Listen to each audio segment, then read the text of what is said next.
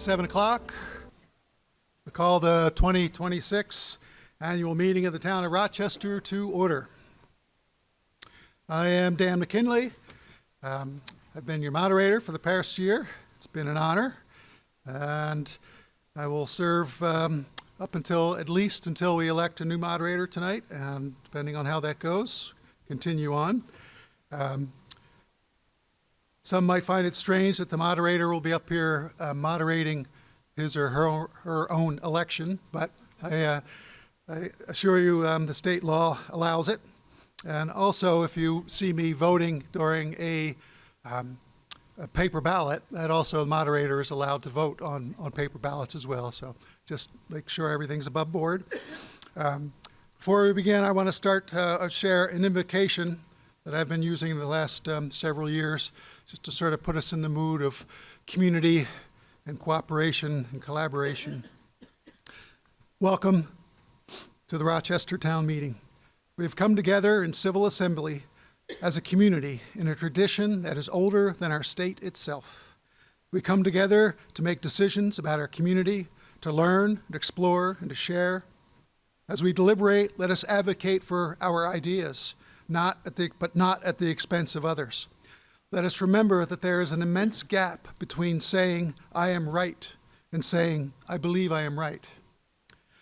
And that our neighbors with whom we disagree are good people, with hopes and dreams as true and as high as ours. And let us always remember that in the end, caring for each other in this community is far greater importance than any difference we may have.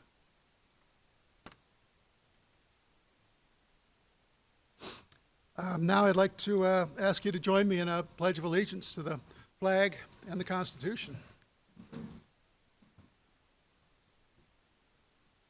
Pledge allegiance to the flag of the United States of America, and to the republic for which it stands, one nation, under God, indivisible, liberty, and justice for all. Thank you.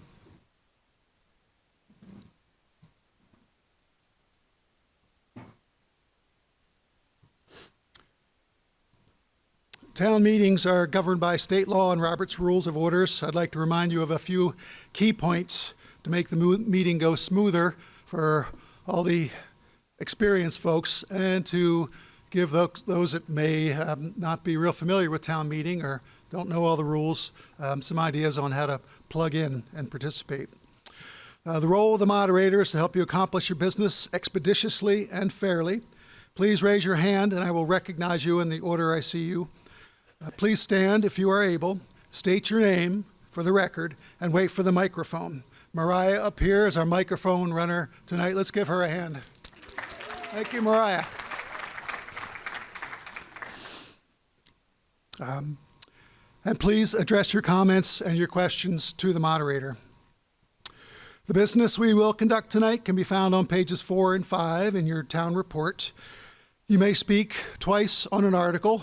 First time when you're recognized, and then a second time after everyone that wishes to speak has had one opportunity. An article must be moved, seconded, and then restated by the moderator before it is under consideration. And I'll note that the maker of a motion, or whoever moves the article, has the right to speak first. Reading from papers, as Robert's Rules calls it, reading from papers is not allowed without suspension of the rules by unanimous consent.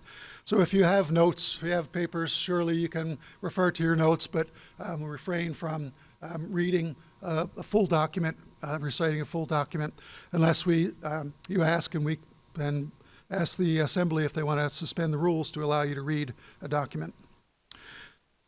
By state law, election of Selectboard, Lister, Road Commissioner, and Auditor must be by paper ballot. Nominations may be seconded as an endorsement, but a second is not required. Vermont state law stipulates that a candidate nominated from the floor may introduce her or himself to the visitors. I want to remind you that state law requires that an officer be elected by a majority. So if, for instance, we have 3 people running, and one gets 40 votes, the other gets 30 votes, and the other gets 30 votes. No one has gotten the majority, so you vote again. And if no one gets the majority again, you vote a third time. And the third time, the person with the least votes are no longer considered a candidate, and then the next two. So when you're voting by paper ballot, that can take quite a while. So if we run into that, thank you for your patience. For non-election articles, we'll attempt to decide by voice vote. Division of the House, that's a showing of hands or a rising, can be requested by any voter. A paper ballot, if requested by 7 voters, will be honored by the moderator per state statute.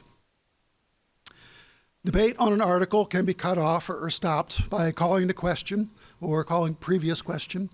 However, you must be recognized in turn by the moderator to call the question, and it takes 2/3 of the assembly to end debate. Speeches must be confined to the merits of the question. You will not be permitted to engage in personal attacks. Only warned articles may be considered. Binding action cannot be taken under the article Other Business, Article 14, I believe it is. The moderator's ruling can be appealed, and I encourage you to do so, as my goal is to follow the will of the assembly. You need not be recognized by raising your hand if you want to appeal. Just raise your hand or just stand up and say, I want to appeal the moderator's ruling. And if it's seconded, I'll explain what my ruling was, and then we'll vote whether to sustain my ruling or not. And each person may speak once as we debate my ruling. If you think I'm violating Robert's Rules of Order, which may very well happen, you can call out point of order, and we'll talk about where we are in the process and what I'm doing, and maybe get me back on track.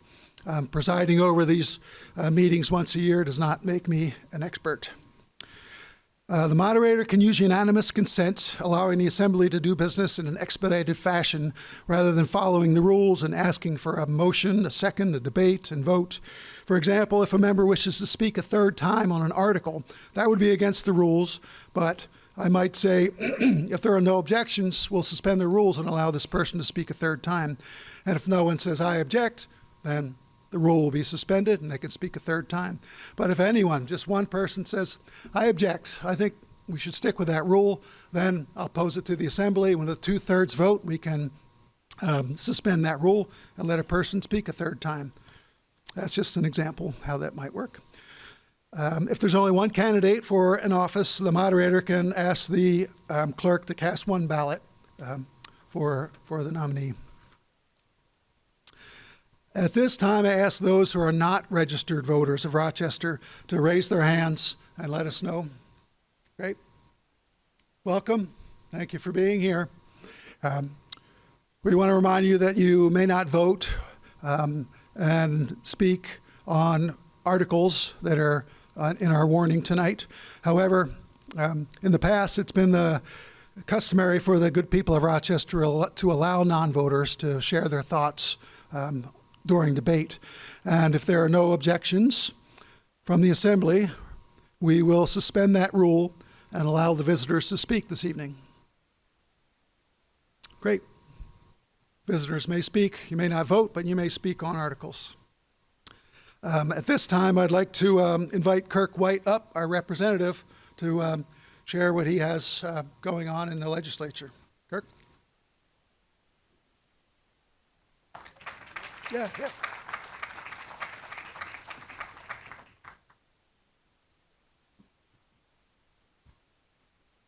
Thank you, Mr. Moderator. Thank you, Select Board. Thank you, citizens of Rochester, for giving me a moment to speak. I promise I will talk quickly and shortly because you have a lot of business to take care of. As you know, I am your representative, Kirk White, and I serve on the House Committee on Commerce and Economic Development. The legislature, we're just about to hit what's called crossover date, which we have off this week for town meeting, but then at the end of the following week is the crossover for policy bills. That's halfway through the session, and that's when all the bills from the House have to be completed and approved, and then they are sent to the Senate. If they don't meet that deadline to get out of the body that they originated in by that deadline, then they're pretty much dead. And same is true of the Senate. They have to get theirs done and over to us. That's in a week and a half, and then a week after that is crossover for the money bills, and that's when all the budgets and anything that's going to require money has to be approved. And so just to give you a time frame, the next couple weeks are going to be really busy because there are a lot of bills that are in process, and if you have a bill and you're like, hey, how's that going? If I don't know it off the top of my head, I can look it up, but there's a lot of bills that are still in play. But the main big things, of course, this isn't going to come as a surprise to you. There are three big things that have been taking up all the air in the legislature, and one of those is school. Act 73, what to do around schools, and the governor's push to have school consolidation. And so a lot of committees are working on that, trying to come up with how to move forward. The last session, there was a task force put together to look into the possibilities and how they could go about that. And the task force actually discovered that there was very little data at all, and the data that was there did not actually support the idea that forced consolidations would save any money. And that's even without the question of transportation and building new schools. So their recommendation was not to force consolidation, but rather to look into other ways of consolidating expenses around, things that you can combine expense with. So that is being debated and what to do with, and right now the Education Committee is really still up in the air on this stuff, so I wish I could tell you how that's going to come down, but I really don't know. It is not looking to me like there's going to be anything big that's going to come out this year. It might, but if it does, it's going to be a last minute, rush. So hard saying.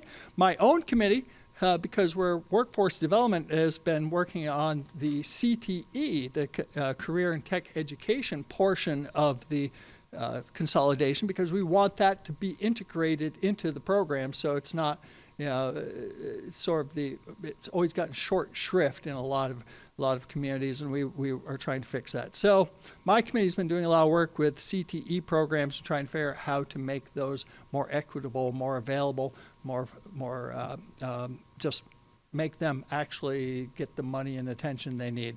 And we don't have an answer out of our committee yet, but we've been putting a lot of work into that.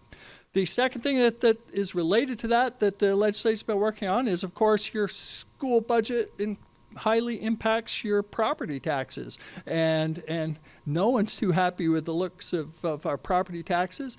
The last year, the property tax amount was bought down at the governor's recommendation by the legislature.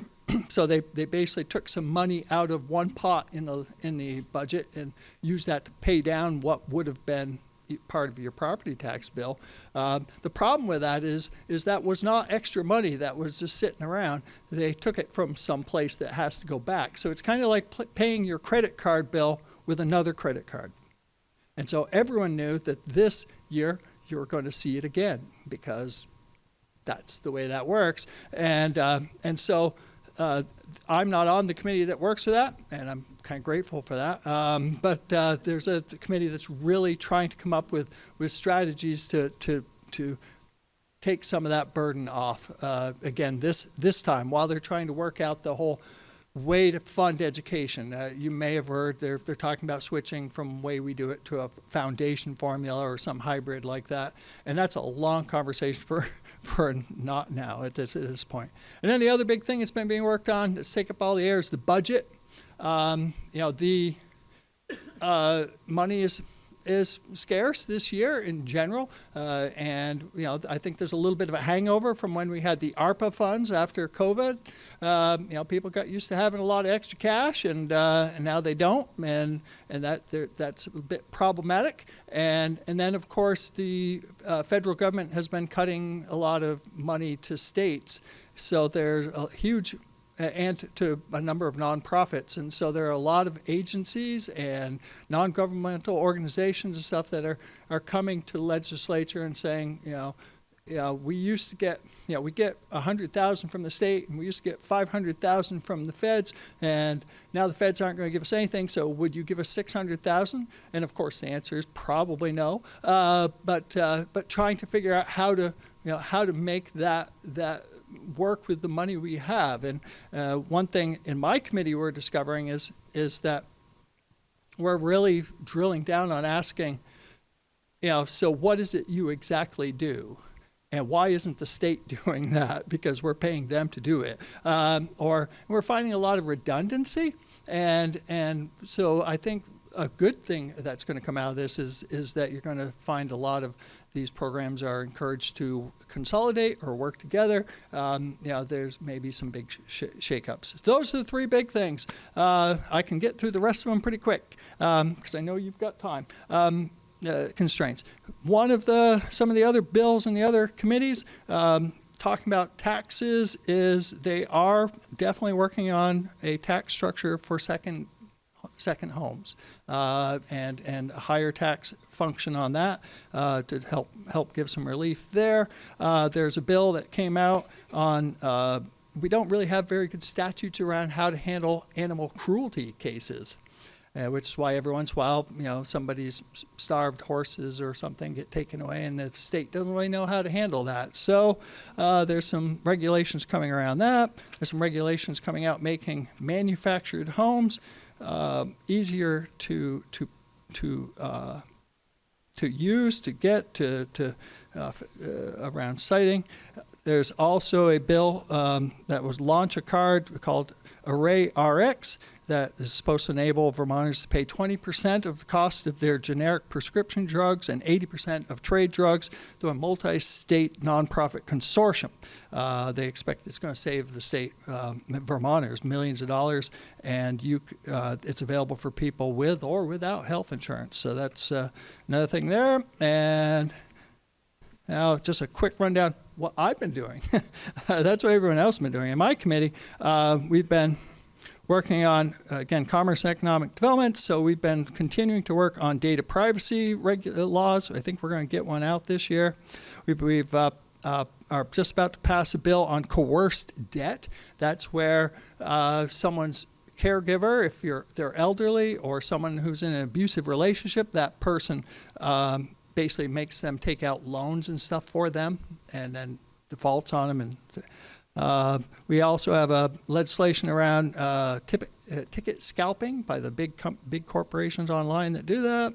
We non-compete agreements for people who are in, there are places like sandwich shops that will have their employees sign non-compete agreements so that you can't go work at another sandwich shop because you might know what mayonnaise they put on their sandwiches, and those people then can't work.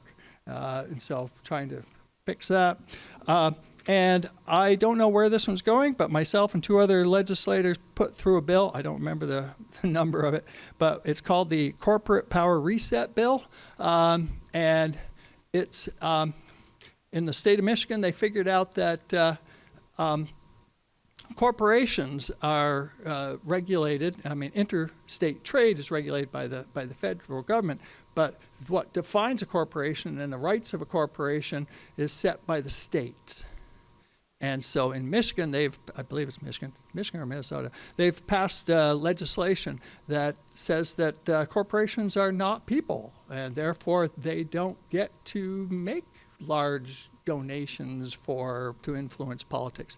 It's basically a thing to start to address Citizens United. And so myself and two other representatives put out a bill. Some senators liked it. They put in their own version, but they're working on it. It's going to start in the Senate, and they're working on our version of the bill. So hopefully that goes. When you talk to your senators, tell them get to work on that. And otherwise, that's a really quick run through. I'm going to be hanging out for the rest of your thing. So at the end, if you have questions or anything like that, feel free to stop me, and I'm happy to answer anything I can. Thank you for the time. Thank you.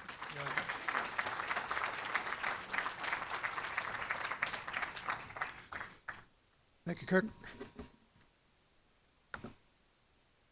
All right, we're going to get into the meat of it here. Going to read the warning. Warning: the town of Rochester, Vermont, annual town meeting to be held Monday night, March 2nd, 2026 at 7 p.m. at the Rochester Hub Auditorium. The legal voters of the town of Rochester, County of Windsor, State of Vermont, and are hereby notified and warned to meet in the Rochester Hub Auditorium located at 222 South Main Street in said town on Monday, March 2nd, 2026 at 7 p.m. to transact the following business. If there are no objections, I will not read the entire warning, but we will read each article when we put it up on the floor and then before we vote on it. There are no objections. Thank you. Article 1, to elect a moderator for the ensuing year. Nominations? Martha. Dan McKinley's been nominated. Seconded. I'm expecting a robust candidate. Any other nominations? Hearing none, we'll close nominations and we'll ask the clerk to cast one ballot for Dan McKinley. Thank you, Martha.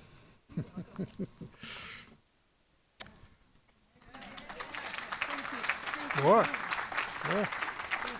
It's been fun. Article 2, to elect town officers required by law. 1, to elect a select board member, a term of 3 years. 2, to elect a lister, term of 3 years.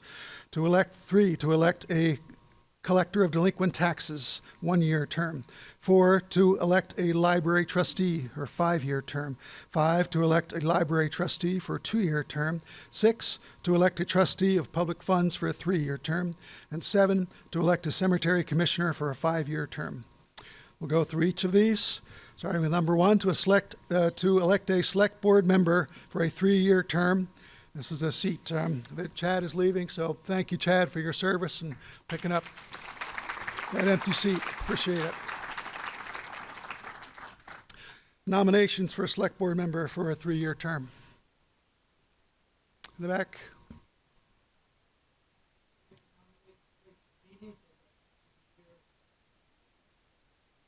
Mary Frattini's been nominated. Seconded. Any other nominations? Yes. Alvina Harvey has been nominated. Any other nominations?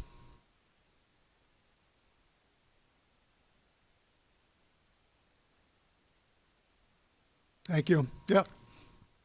Second's not necessary, but it's a nice vote of confidence for Alvina. Hearing none, nominations are closed. And we have 2 candidates. Would either candidate like to say anything? You're permitted to introduce yourself this evening if you're voted in from the floor. Mary?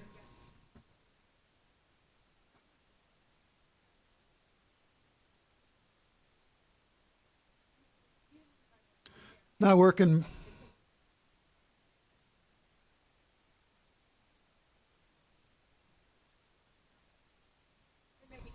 Nope. No, that was me.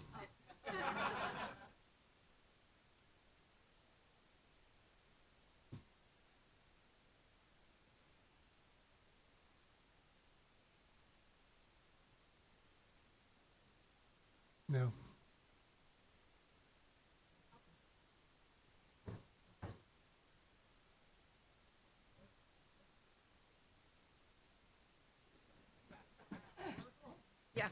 I'm still not great with microphones, whether they're in my hand or up here. My name is Mary Frattini. I moved here to Rochester about 5 years ago. We bought the Old Marsh Farm up on Route 100. I know some of you from the things I've tried to get involved with in the last 5 years, whether that's the board at Park House, where my father is a resident, or working with the White River Valley Players, working on the Valley Hub, and most recently serving on the Planning Commission. So I've seen some of you in those contexts.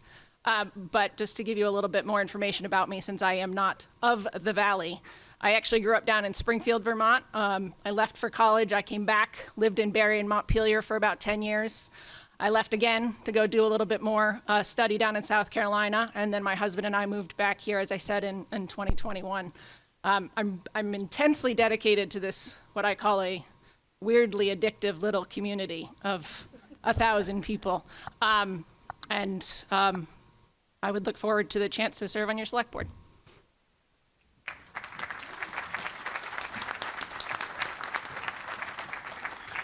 Any luck with that microphone? Oh, okay, Mariah, I want to give it to Alvina there.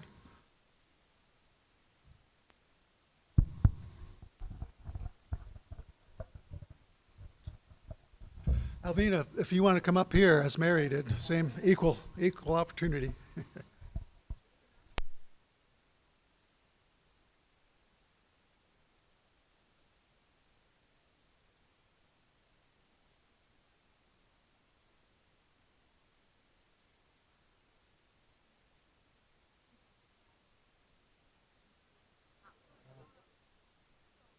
Come on up.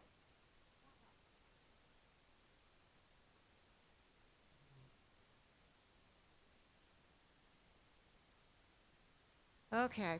I'm Alvina Harvey. I've been a resident of town for, over 30 years. I've had various roles outside of the community and also within, just doing volunteer work. Currently, I am the chair of the White River Conservation District. And I've been doing that for about 10 years. And I wasn't prepared for this here. But regardless, if I'm elected, I will do my best to represent all of you and help make a difference in town. So thank you very much and appreciate your support. Thank you.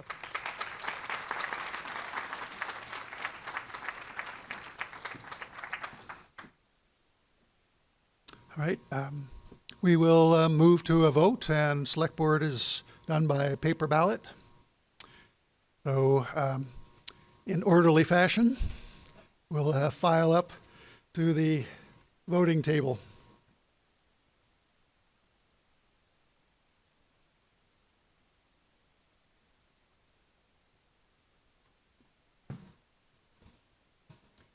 And ask our Board of Civil Authorities, who, forget who that is, Select Board, Justice of the Peace, and a couple others.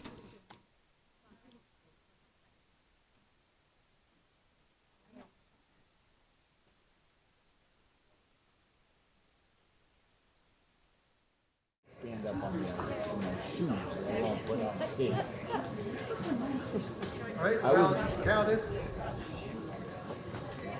I was given a pair of old school stuff hard, but it was weird. And Christian Anderson, so it stays tight like that. And tried to learn skating and Thank Mary and Alvina for their willingness to serve. Votes are in, 100 votes cast. Mary Frattini received 81 votes. Alvina Harvey received 19 votes. So it goes to Mary Frattini.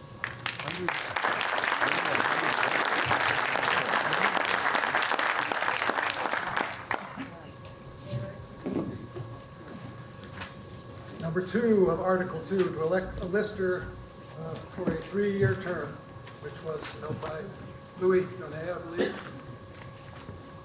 Nominations? Becky? I nominate Louis Donet. Louis Donet's been nominated. Who made that nomination? Thank you, Louis. Any other nominations for lister for a 3-year term? Hearing none, we'll close nominations. We'll ask the clerk to cast one ballot for Louis Donet and thank Louis for his continued service many years.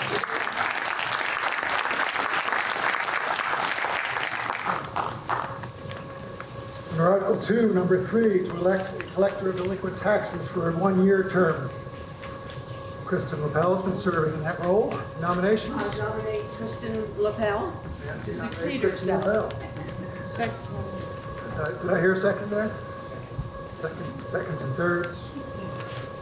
Any other nominations? If there's no other nominations, we'll close nominations, and we'll ask the clerk to cast one ballot for Kristen LaPel for collector of delinquent taxes for a one-year term. Congratulations. Article 2, number 4, to elect a library trustee for a 5-year term. This was Vincent Martinez. Yes, Barb?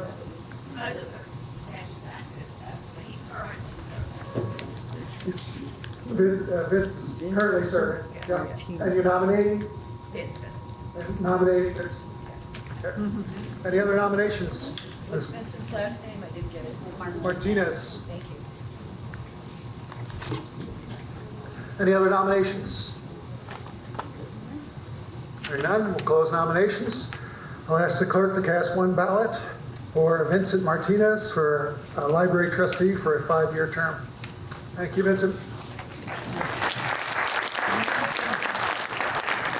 Article 2, number 5.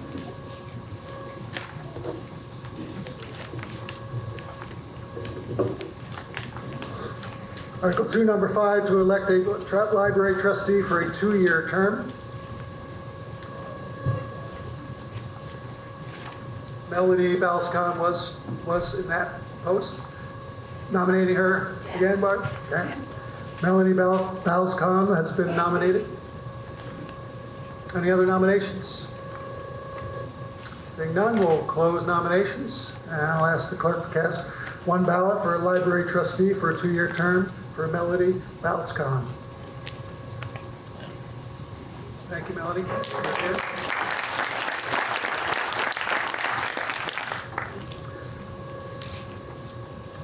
Article 2, number 6, to elect a trustee of public funds for a 3-year term.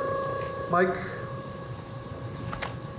Harvey was in that position. He wanted to share a couple words. Go ahead, Mike.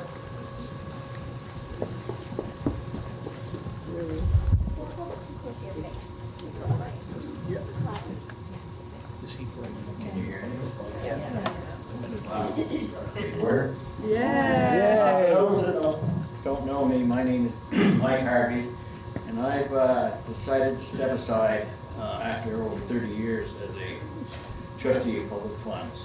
It's been my honor to serve the town in that capacity, and so I'm here to make that announcement so that nobody nominates me again. But before I make a nomination, I want to go over a little historical fact here. 49 years ago, at town meeting, 1977, the good voters of Rochester decided to allow the Selectboard, by a warrant ballot item, to give the authority of the funds that have been bequeathed to the town to the Selectboard.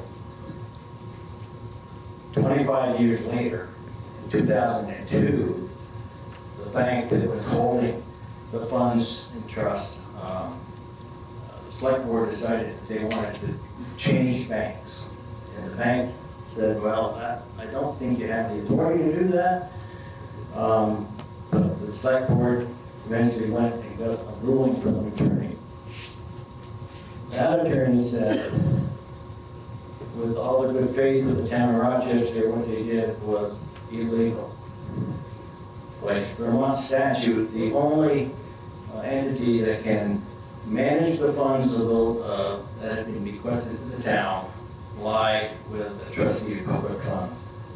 So at that time, we were managing a small portion of that, $5,000. And within a week, we were managing about $1.2 million in funds. So that was a dramatic change for us, obviously. And during that time, we developed an investment policy and a distribution policy. And I would like to think that we've managed it well all of those years, and it's grown substantially. We try to manage that fund where we can hand over money to the town to help with the tax base, and along with other entities that the community has, the summer music for kids, that's one, food shelf. So it's things like that that we find a way to benefit if we get a request from them.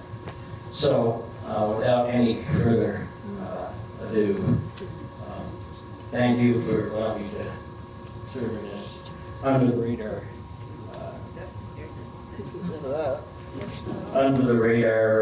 role. But I would like to nominate Greg White to be the next trustee of public funds. Thank you.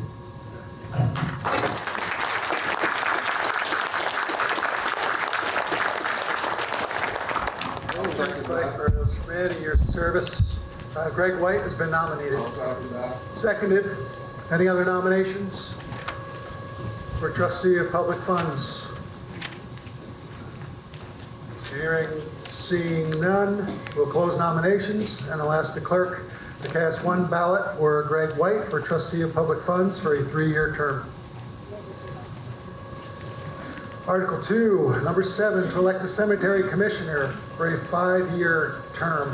This was Joe Shankman. Joe, is that your? Any nominations? Tom? Joe Shankman's been nominated.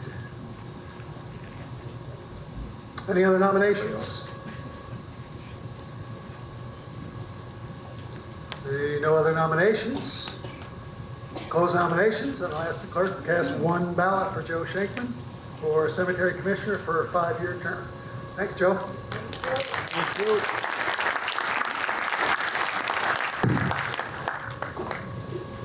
Article 3, shall the voters authorize the treasurer to collect current taxes pursuant to 32 VSA 4791.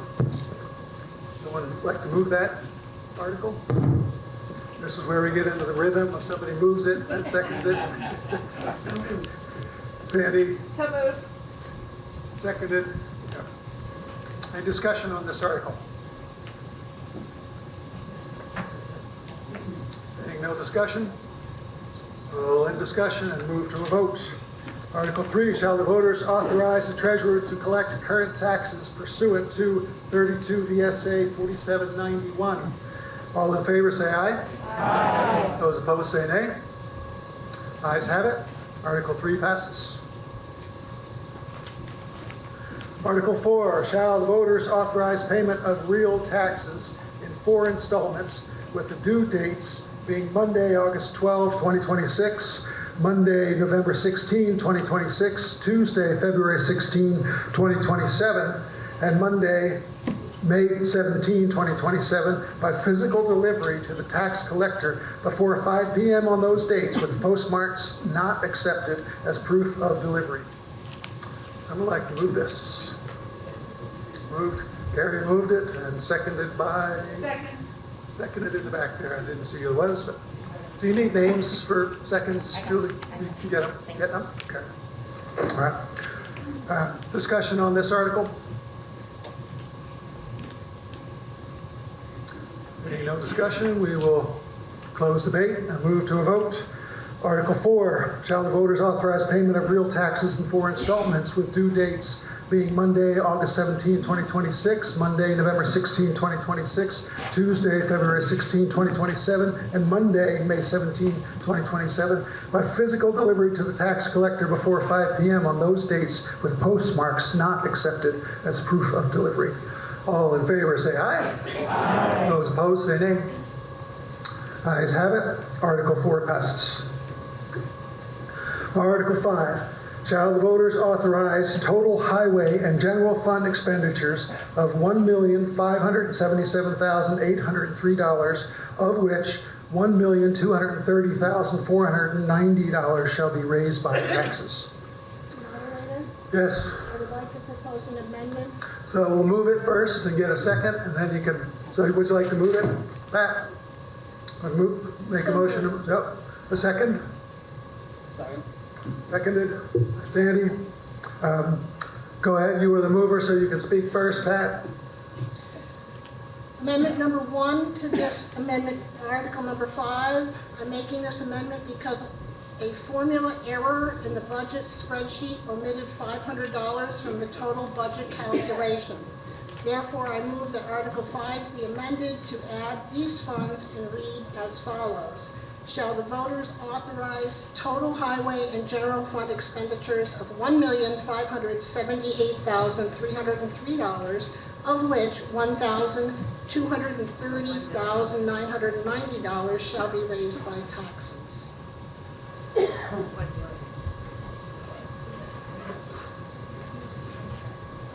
you get it? Did you get those numbers? Okay. Okay, proposed amendment, need a second if we would like to debate that. Okay, Barb? All right, seconded. Debate on, what's the total increase? What is the increase? $500 for this $500. amendment. Okay. Okay. Debate on this article?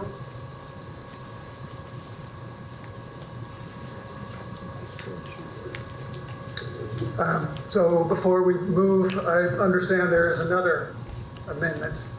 So there's no discussion on that $500 amendment. And before we vote on it, you're going to want to do a second amendment. Point of order. Who said point of order? Larry, yeah, go ahead. I believe you would have to take a vote on the On the amendment, separate. I'm sorry, yeah. So Pat is amending the article, and then we'll have an opportunity to amend the amended article. Sorry, thank you, Larry. So it's a $500 increase. We heard the amounts. Can you give me the amounts so I can read the amendment? So it's $1,578,303, of which $1,230,990 will be raised by taxes. Okay. Okay, the amendment on the table. Any other discussion?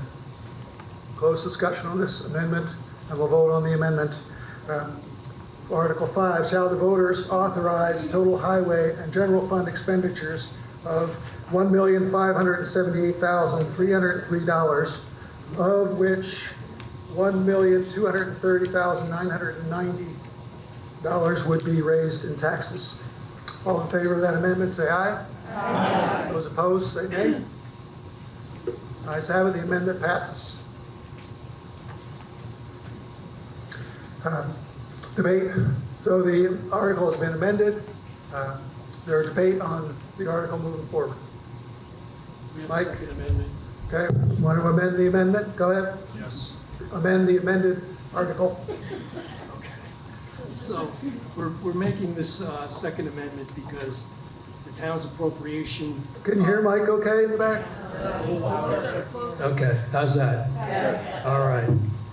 So we need a second amendment because the town's appropriation for the hub's operating expenses of $43,516 was mistakenly not included in the total budget calculation.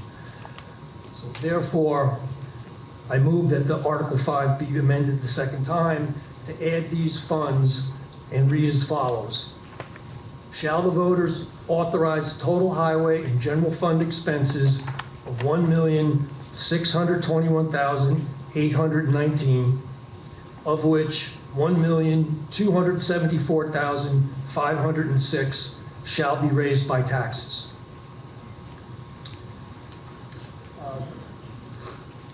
Can I get a second on that? We'll carry. Debate on this? Mike, would you want to give some more explanation? Yeah, a little more explanation on this. So the appropriation that the town is giving to fund a portion of the hub operating expenses, it's clearly identified on page 36 of the town report. It's just a mistake that it was left out of the total budget calculations. For accounting purposes, the expenditure will be inserted into the FY27 budget in the section for high school repurposing, which is on page 31 of your town report, in the line item for heat, which is a live line item, and that is a perfectly acceptable accounting approach. It should also be noted that we previously reported that the total impact on your taxes for this coming year is an increase of 3.27%. While this $43,516 was left out of the total budget calculation, it was included in the impact to your taxes. So the figure that we previously advertised to the town of a budget increase or a tax increase rather, of 3.27% remains correct. Okay, thanks, Mike. I was remiss in not restating the article as with the amended amounts. So what we're debating now is Article 5 as amended, shall the voters authorize total highway and general fund expenditures of $1,621,819, of which $1,274,506 shall be raised with taxes. Any other debate on this? Yes, Vic?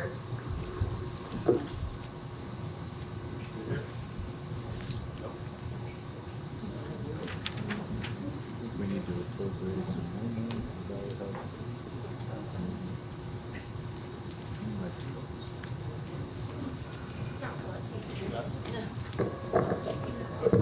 Now it's working. Vic Roboto. I served as president of the board of the Valley Hub Incorporated, which is the nonprofit that was created to develop this building and to operate and manage the building under the supervision of the Selectboard. I have a few comments about the amendment, and I would also offer at the moderator's discretion to answer questions that may come up about this project during the course of the meeting. Sure. As needed, happy to do that. The figure that's being proposed, the $43,000 figure, is a reduction of $9,000 from the previous year being the current fiscal year.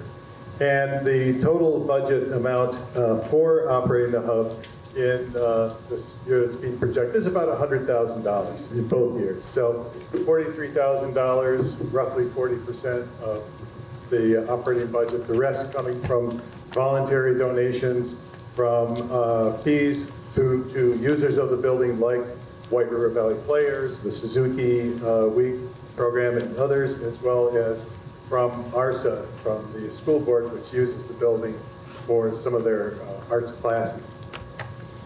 I would like to frame the project as an opportunity to convert a liability into an asset. And by that, think back a bit. So the high school was an education center and a community center for many years. It stopped being a school in 2018. It had then, the operation costs continued. It had been an asset. It then became a liability.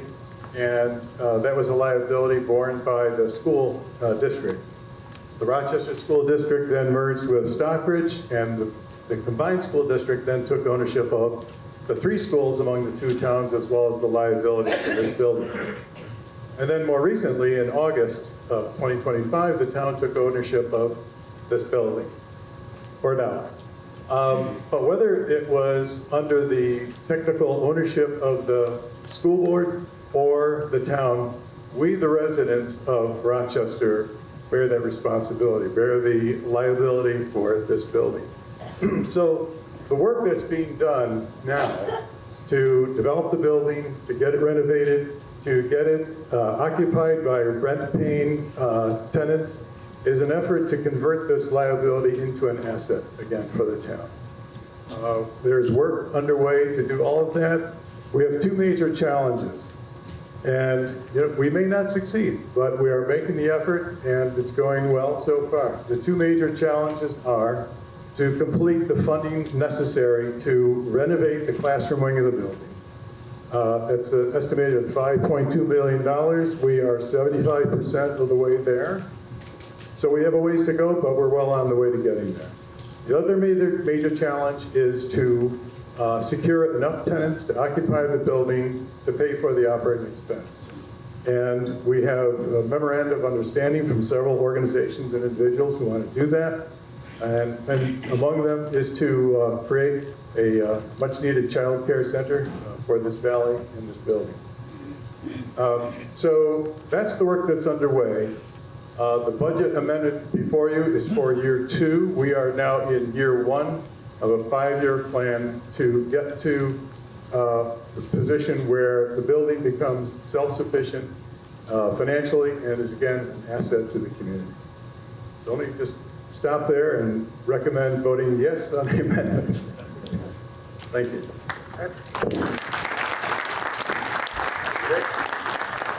Any further discussion? Yes, Alvina? I'd like to... Hang on for the microphone there, Alvina. Thank you.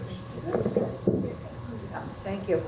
I would just like to make a motion that we table Article 5 until we have passed all the other monetary articles so that we can have a correct total that is to be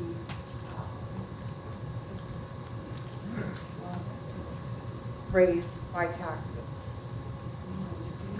Because you're going to be adding all this other money into it. That should be a final number that we vote on. Do we not already have the final number correct, or with?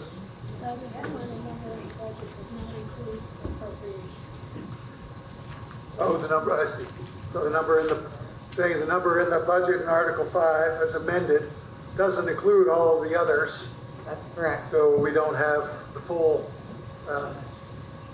impact, if you will. Those were in Article 13. So after, you know, the Articles 9 through 13, then all that money can be added to the amount that we need to approve in Article 5. That's all I'm asking. Okay. Thank you. Yep. So there's a motion to, in Robert's rules, I'm going to use postpone to later time, Article 5. We would put that after Article 13, when the other appropriations are in place, or have been decided on. Did I get a second on that? Or Barb, there's a second.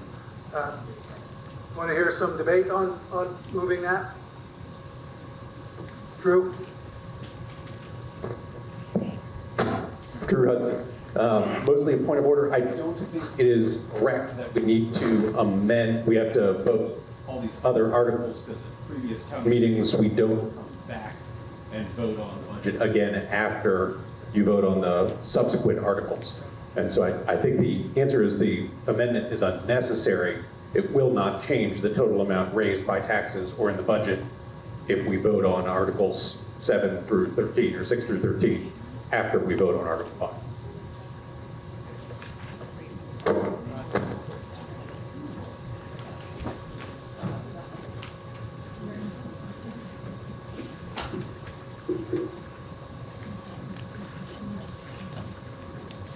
Other discussion?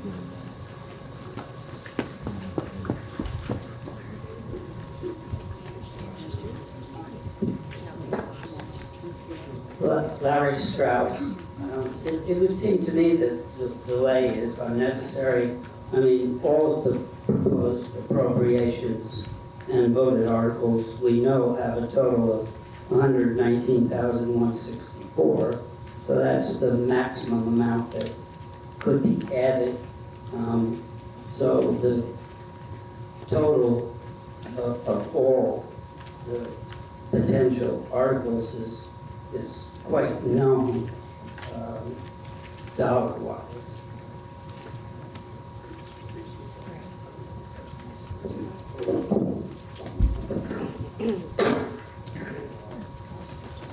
Any other debates?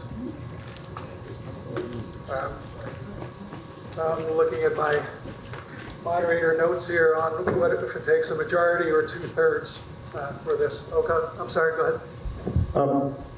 I just had another proposed amendment to. Well, so what Alvina did was not an amendment, it was a motion to table this or put it aside to a time certain. So tell me a little bit more about what you want to do. I was wanting to amend the general fund budget to exclude the amount on page 30 for the Windsor County Sheriffs, the amount of $32,500. I do have some notes if I could read from them. Okay, we're gonna have to come back to that. That'll be another amendment once we get past Alvina's motion to table this till a later date. We'll come back to you.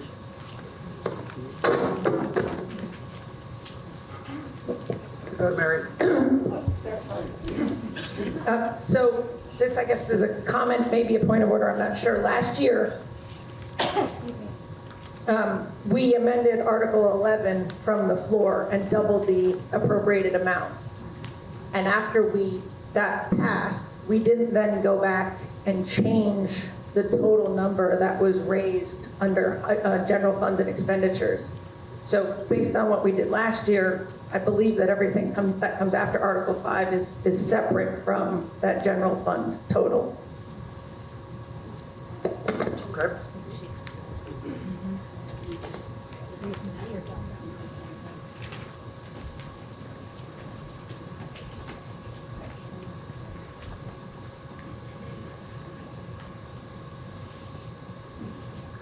Any other debate on the motion to table this? The table an article that's been put on the floor, or it's been restated, requires a majority vote. So if there's no other discussion, we'll move to a vote on the motion to table this article until after Article 13. So all in favor of tabling this article, say aye. Aye. Those opposed, say nay. Nay. I'm going to say the nays have it, and the motion doesn't pass to table this article.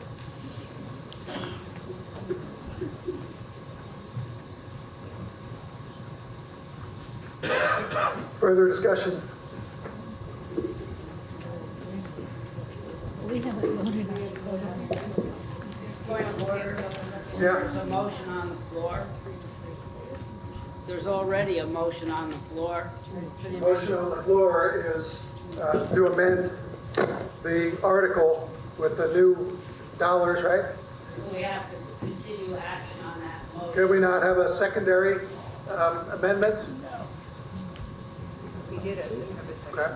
I'm fine with that. We could do this amendment, and if we amend it, then we can go to the next amendment. Okay. All right, we'll come back to you on that. We're going to vote on this amendment, then come back and just keep them both as primary amendments. So we are still in discussion about the amendment of Article 5 to increase those numbers. Would anyone like me to read those again, or you know where we're at? As amended by Mike. Any other discussion? Hearing none, we'll move. I'll move to vote on that amendment. Get my numbers. Article 5, the amendment reads, shall the voters authorize total highway and general fund expenditures of $1,621,819, of which $1,274,506 would be raised by taxes. All in favor, say aye. Aye. Those opposed, say nay. Ayes have it. Article 5 is amended as read. Now we can amend it again. Go ahead.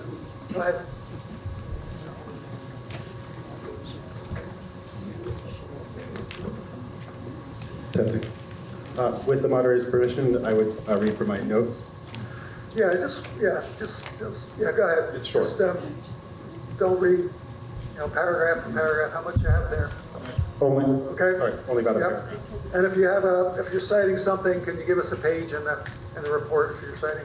Yes, so it's the amount for the Windsor County Sheriff's, page 30, and item 100-7-10-60-115, in the amount of $32,500.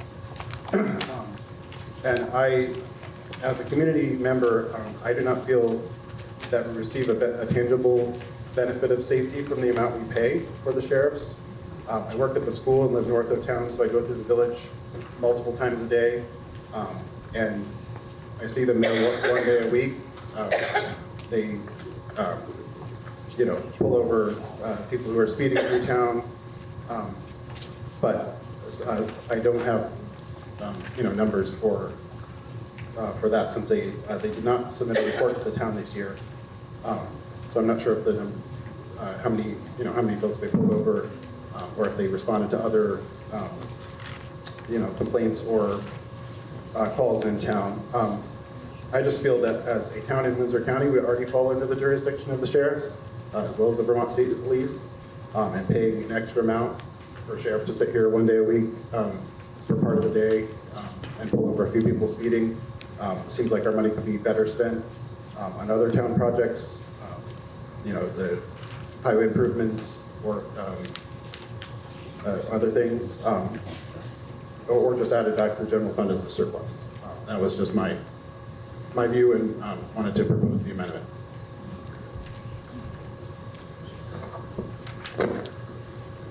There's a proposed amendment. Is there a second for that before discussion? Can you mention the amount again that he's talking? I didn't hear it. Yeah, we'll get to that, Martha. Well, the amount in that line item is $32,500, and it's been seconded. Debate. Let me read it before we. Now, I need some math for someone, and that would be a subtraction from the amount to be raised by taxes. That makes sense.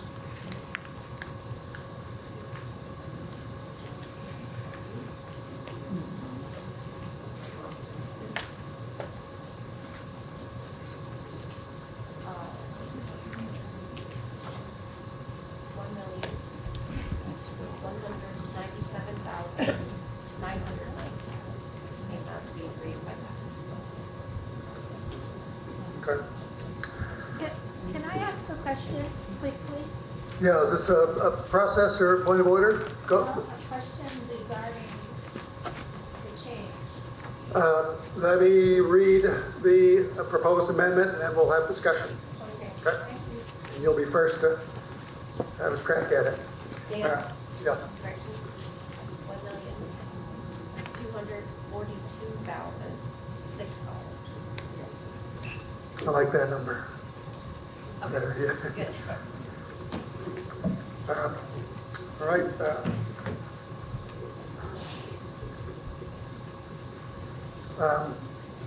There's a motion and seconded to amend Article 5. Shall the voters authorize a total highway and general fund expenditure of $1,621,819 to be raised, of which, did I get the wrong number there? Yeah. Okay. General fund expenditures of $1,621,819, of which $1,242,006 would be raised by taxes. So, Brenda, go ahead. Your question. I just wonder if the select. Can you hold on for the mic? Oh, gosh, I'm so loud. Hello. I just wonder if the select board has any information about how often the sheriff's department comes here, and do they ever have any contact with them regarding what kind of service that we should be receiving? Thank you. Sure, I can speak to that. The Windsor County Sheriff's Department provides us with 2 4-hour shifts per week. they piggyback those shifts onto shifts that they do for surrounding towns so that we don't get charged for travel time. Those shifts are staggered to different times of the day, different days of the week, at their discretion. When we got into a contract with them, we started at 2 shifts, then we went up to 3 shifts, and now we're going back to 2 shifts again. They bill us monthly. On that monthly bill, they do provide us with the exact times that they are here on patrol. They also notify us of any tickets that were written. We have all that data at the town office if anybody wants to stop in and see. They don't give names, they just say they stopped someone on Route 100 going at a certain speed. That money comes back to us through the court system. So really by the time it gets back here to us, it's not like, oh, here's the fine and give it to you. There's a lot of hands out along the way. So the $32,500 that we pay, we have set parameters when we contracted with them that we weren't going to be one of those towns that just pulls everybody over for doing 1 mile over the speed limit. So there's parameters set to what kind of law enforcement we're looking for, especially on our roadways. So, if we wanted to reduce the amount of money that we spend on that, we could increase the parameters, and that would be like other towns that we all kind of are familiar with, that don't you dare drive through there, going 1 mile over. That was not our choice when we contracted with them. I'm not aware that you can hire the state police to come patrol your roads for you. I've never heard of that, so if you do know of that as a possibility, I guess we could look into it, but I'm not aware of hiring the state police to come patrol our towns. So the information is all there at the town clerk if you wanted to take a look at when they're here. Also, they usually check in with the town clerk ladies when they're in the office, that they are in town to do a patrol. And on occasion, when we ask them to come and patrol, specifically for our 4th of July parade, they will come and do a specific visit for that time period for us. So whenever we do requests to have a sheriff in town, they have accommodated us quite well. So frankly, if we have the service or not have the service, some towns don't have service at all from the sheriff's department, and others do have it. If any of you had an issue that you thought the sheriff could assist you with, all you have to do is call one of the select board members or the town clerk, and we will do everything possible to have that service to you directly. Does that help? Are you able to share the parameters that exist now? Hang on, Dane, can you wait for the microphone and ask your question? It's a loaded question. I asked if she could share parameters that exist now. The parameters that the town gives the sheriff's department? It's not something that is actually put in writing. It's more of a feel for and a discussion. I can't say exactly what it is. It's just we were asked how do we feel about it, and we said, well, we don't want everybody at 1 mile over the speed limit being pulled over. Is that available at the town clerk? Well, there's nothing in writing about that, but everything that we've done with Sheriff's Department is in writing. We do a contract with them, so it's in writing at the Sheriff's Department, at the town office. Alvina, next, before we move on, I want to correct my error. I said that the amount raised by taxes would be the minus the 32.5. but actually the highway and general fund would also be reduced, of course. Budgets aren't my thing, and by the end of the evening, you may say moderating, it's not either. Alvina, go ahead.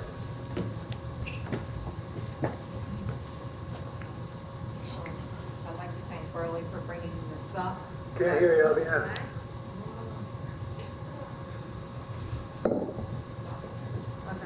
I'd like to thank Burley for bringing this up. Do you have any idea as to the amount of money that does come back to the town from tickets or whatever that are written? Question is, any idea how much money does come back to the town? Probably not more than 10 to 15% of what we pay. Dude?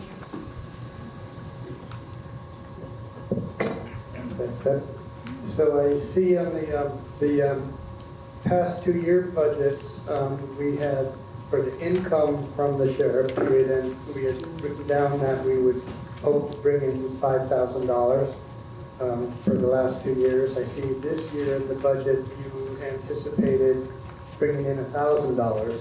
So it shows not anticipating a lot of income. So it's not a really an income generating thing, and I believe that our unwritten agreement was like, don't need to ticket someone unless they're going more than 10 miles over the speed limit.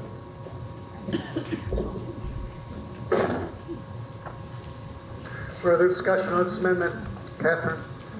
Right down here, right front row.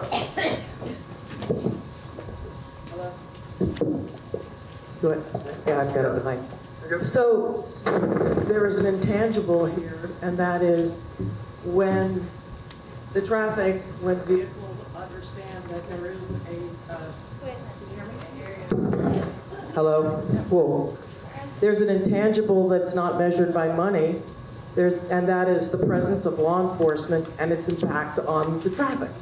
And living on a very busy road, I do think that I've seen a reduction in speed, a more, community awareness that you're driving by people's homes. So I don't think we can just measure it by how much money we get back with tickets.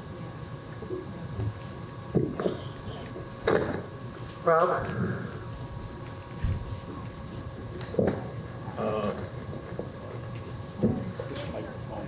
This is Rob Gardner. I just want to say that I live on 100, and there's a lot of speeders that come through this town.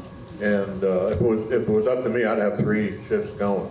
These guys do pull people over, and as somebody who got a $150 ticket in Hancock, I pay attention to this stuff. So I really regret losing. It's a lot of money. Thanks for that testimonial, Rob. Any other debate?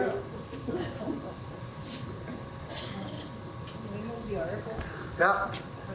Good, no other debate. We'll, oh, sorry, Martha, go ahead. Mary Alice Bisbee, I'm a new... Just have to be I'm closer. Mary Alice Bisbee, I'm a new resident here. At the park house, we see them parked out there doing nothing for a long time. But I think, I was wondering if we could ask our representative, I believe that there's some state regulations that are coming through about sheriffs that are being discussed at the State House, and maybe he isn't aware of it. I think it's in the Senate. Any knowledge, Kirk, of that? Right over here, Mariah. Mr. White. There is some discussion, but at this point, there's no bill that's imminent to be passed on that. But there is some discussion around some of the regulations around the sheriffs, because it's an elected position, there's no oversight of them other than their voting. And so that can occasionally be a problem when you have someone in there who isn't performing well. And so but to my knowledge, it's not imminent. At least not on the House side, and I'm not really sure if the Senate is working on that or not. Martha? Can we move the article? Yeah. Question's been called. I have a second. Seconded. All in favor of ending debate, say aye. Aye. Those opposed, say nay. Ayes have it. We'll end the debate and move to a vote. And I'm going to get the correct numbers from Julie Kristen this time. What is that number for the Highway and General Fund? $1,589,319. Okay. So the amendment to the amended Article 5, shall the voters authorize total highway and general fund expenditures of $1,589,319, of which $1,242,006 will be raised by taxes. All in favor of the amendment, say aye. Aye. Those opposed, say nay. Nay. The amendment doesn't carry. So we're back on the original amended article. Any further discussion on that article? Seeing none, we'll move to a vote. Shall the voters authorize total highway and general fund expenditures of $1,621,819, of which $1,274,506 would be raised by taxes? All in favor, say aye. Aye. Those opposed, say nay. Ayes have it. The amended Article 5 passes. You good on those numbers, ladies? Okay, thank you. Thank you for doing the math. Thanks for your patience on that roller coaster. Article 6, shall the voters authorize the Select Board to borrow money in anticipation of taxes? Moved and seconded. Thank you. Sandy seconded. Any discussion on this article? Being none, we'll move to a vote. Article 6, shall the voters authorize the Select Board to borrow money in anticipation of taxes? All in favor, say aye. Aye. Those opposed, say nay. Ayes have it. Article 6 passes. Article 7, shall the voters authorize the Select Board to borrow an amount not to exceed $156,200 for the purchase of a Dodge Ram 5500 for the Highway Department?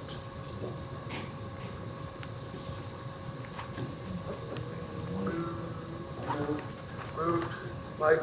Already moved and seconded by Barb.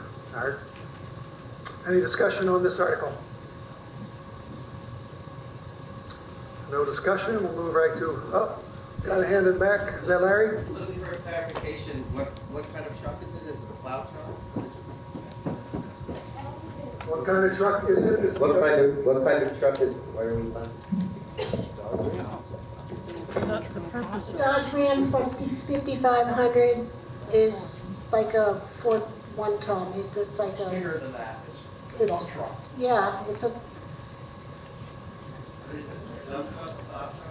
Oh, it'll be a plow truck, yes. And it'll be a general use truck. It'll be used year-round like all our other trucks are, yes. And it'll be outfitted with a sander and a plow. Dane, wait for a microphone if you would, please. Go, Mariah, go. Do you know the model year? It is a 2026. Thank you. Wow. I mean, it's in stock. It just got delivered. I think it's still over at the dealership, but the price includes the truck and the outfitting of the truck, which is about the same amount of money as the truck. The body, the plow, the sander. Further discussion? Seeing none, close discussion, move to a vote. On Article 7, shall the voters authorize the Select Board to borrow an amount not to exceed $156,200 for the purchase of a Dodge Ram 5500 for the Highway Department? All in favor, say aye. Aye. Opposed, say nay. Ayes have it. Article 7 passes. Article 8. Shall the voters appropriate $53,883 towards operating expenses for the Rochester Public Library? Moved. Thank you. And seconded. Thanks. Discussion?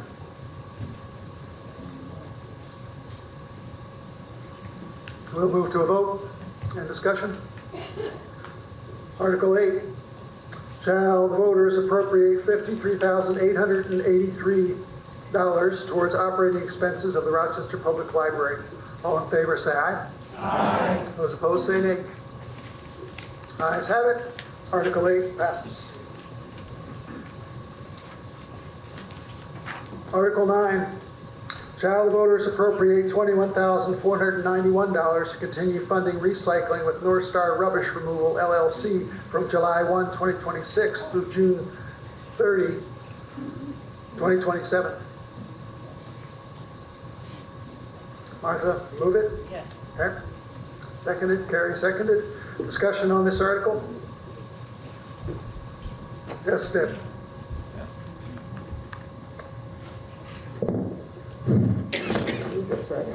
Okay, so $21,491 is only $71 more than was given to these people last year, and I think also the year before. I would just like to say that the people who do the recycling I guess is arguably the most unappealing job around, and they do it with grace and humor, and they're just great people, and I don't really understand how much money they get, but I would think it would be just a good thing to have a more meaningful raise for them. $71 in 3 years raise, it just seems like it's not enough. So I don't know how to go about doing this, or if it's possible, but that's my suggestion.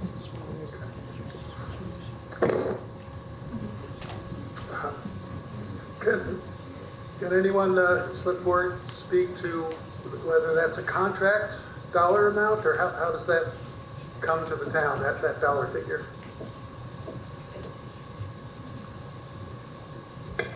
Yeah, Julie?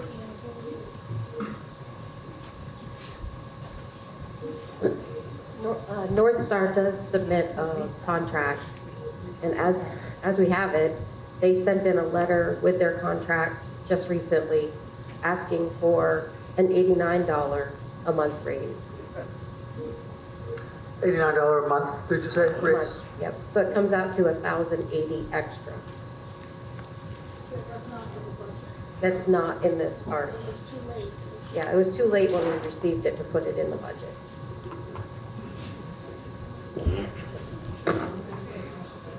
Okay, so Deb, I mean, if you were inclined to make a motion to increase that amount, there's a number for you. Okay, can you wait for the microphone?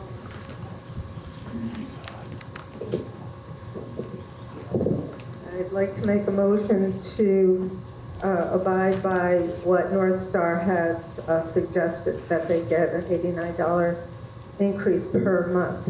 That would be perfect. It would be a meaningful raise. I believe the increase would be $1,068. For the the year. year. $1,068 for the year.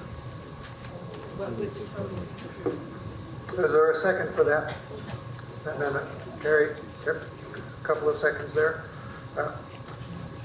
So the amendment, can somebody give me some math on that? 22,559. Okay.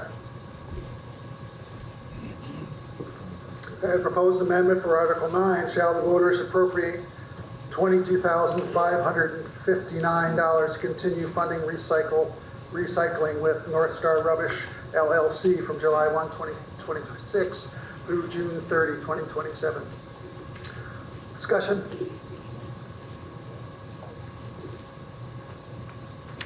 Yes, Stu?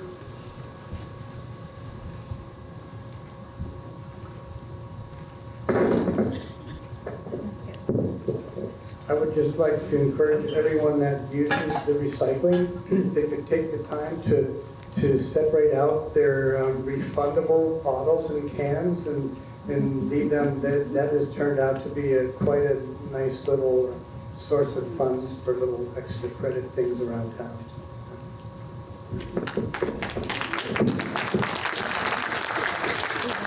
Thank you for that PSA.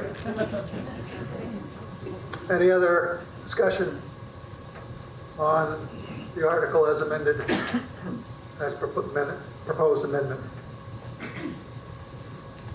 Hearing none, we'll move to a vote on this amendment.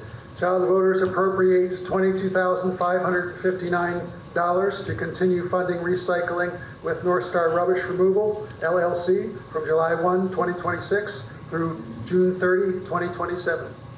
All in favor of amending the article, say aye. Aye. Those opposed, say nay. So the article has been amended to that number. Any other further discussion?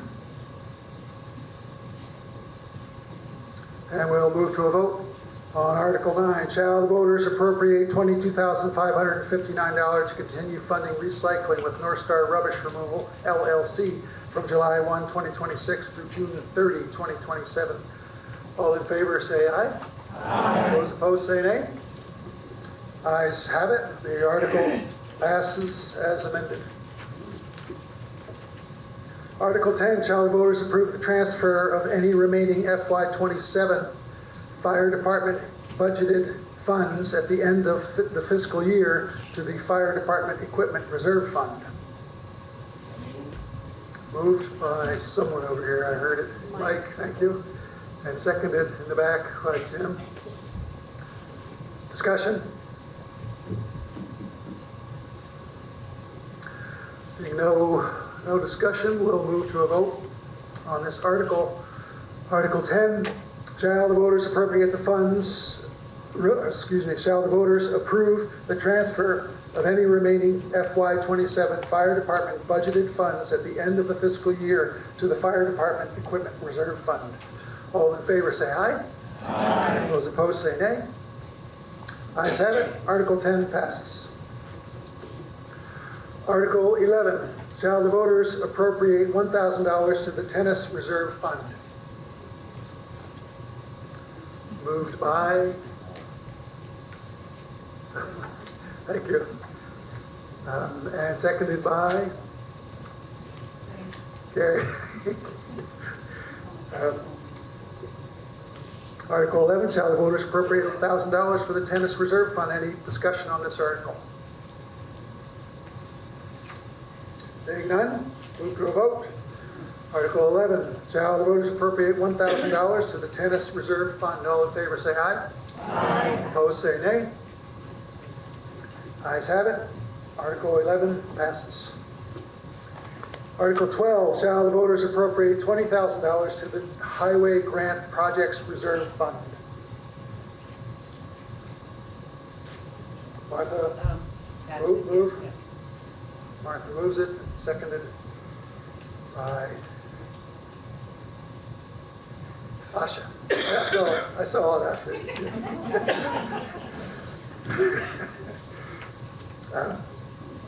Article 12, shall the voters appropriate $20,000 to the Highway Grant Projects Reserve Fund? Discussion?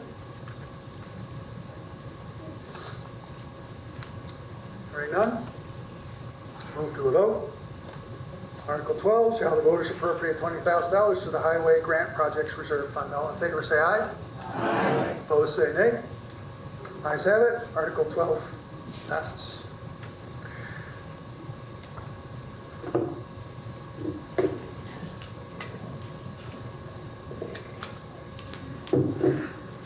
Article 13, shall the voters appropriate the following sums as requested by these community agencies? Central Vermont Council on Aging, $3,000. Clara Martin Center, $2,066. Green Up Vermont, $100. Orange County Parent-Child Center, $300. Quintown Senior Center, $9,849. Safe Line Incorporated, $250. Tri-Valley Transport, formerly Stagecoach, $1,300. Visiting Nurse Association, $4,800. White River Partnership, $875. Atria, formerly Women's Safe, $250, for a total of $22,790. I would like to move this article. Jim, seconded. Drew. Discussion on this article?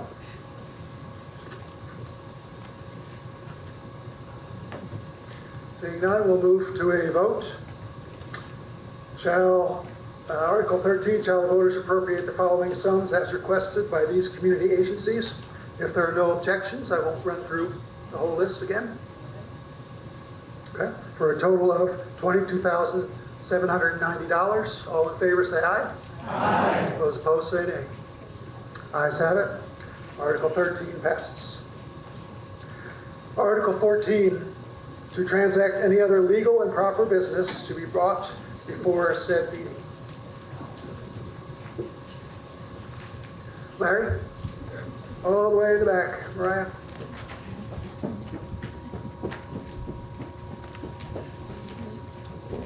Liz? Okay, I know we all want to get on our way now. 2 years ago at this same location, I volunteered as our emergency manager in case of an out-and-out disaster. Someone has to be point person. I've done some training. I think I've done the minimal amount. And I'm here to ask if there is anybody who would like this job. Anybody want to be the point person in an emergency? Step right up. Thank you.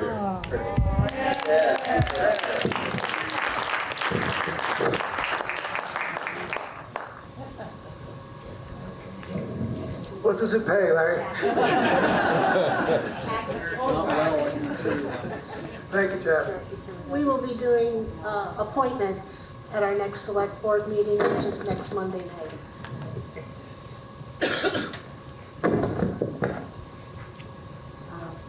Mary Alice Bisbee again. I just wanted to mention. Wait, maybe. You hear? A little closer. Good job. Okay. That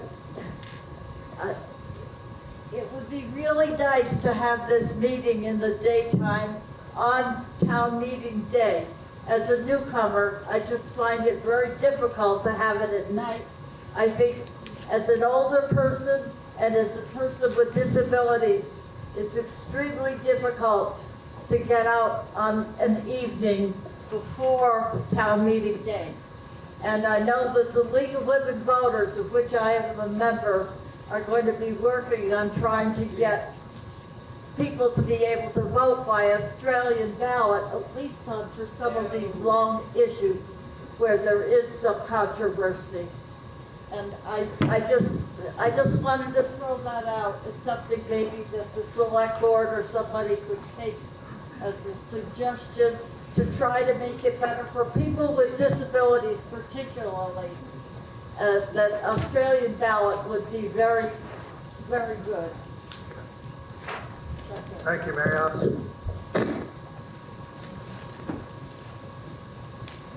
Would entertain a motion to adjourn? Yes. All in favor of adjourning? Thank you very much. I just want to thank the select board and everybody who works on these various committees for everything they do for this.